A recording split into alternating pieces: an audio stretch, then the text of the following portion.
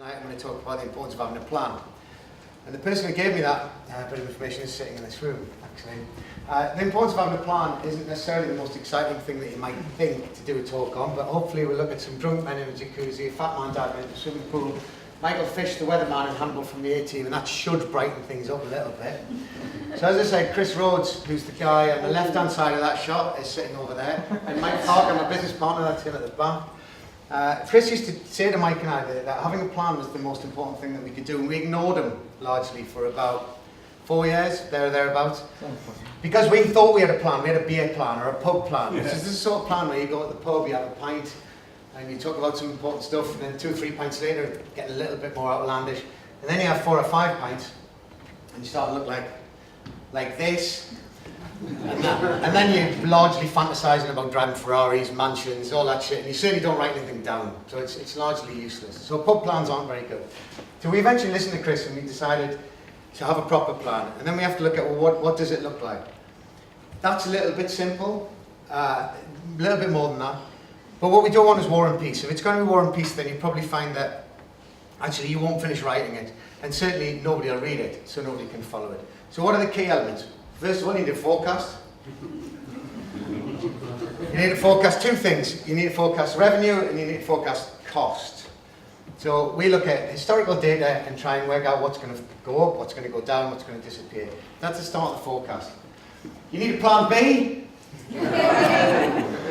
Maybe a plan C and a plan D as well. Too old to know that. So we're opening an office in London at the moment. We've got multiple different scenarios as to which one we're going to choose in the plan, because you need to work out a cash burn. And the cash burn, this is the KLF burning £1 million back in the 90s. Don't know if anybody else remembers that. Hopefully we won't burn £1 million when we open our London office. Now, that's one of the most important things. Growth costs money, and it costs a lot of money. So cash is one, recruitment is the other. When you sell time for money, which we do as an agency, we need to have the right number of staff in place to hit the targets that we've got. So we plan to sell a certain amount of time, we have to have the right people in place, and that's quite a challenge when you run an agency. No idea what the next slide is. Profit and loss. You need to plan profit. It's not worth it if the plan says that you're only going to make a small amount of profit and the risk is very high, then it's largely pointless. So you need to make sure that that adds up. And if you're planning for a loss, you better make sure there's a really big deal at the end of it, which sometimes happens. So the reasons for doing this, one of them is to reduce stress. I certainly was very stressed for the first 3 or 4 years of running Orangebus. It was a hard place to be, for my wife probably, more than me. But once you've got a plan, it's much easier to get everybody on board. So we have to share the plan. Sharing the plan is really important, not just with the people around you, but certainly with the people that work for you as well. And definitely, nobody likes a kind of never-ending in-tray at work. It's not a good place to be.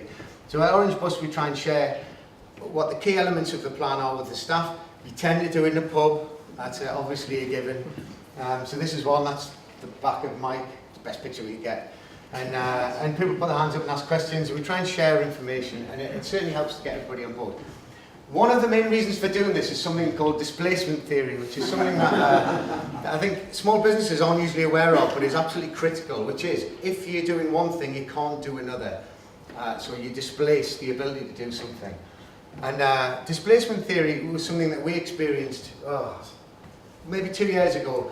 We realised that actually we were spending far more time doing things that weren't profitable than things that were. So we looked at Pareto's law. I imagine everyone's familiar with the 80-20 rule.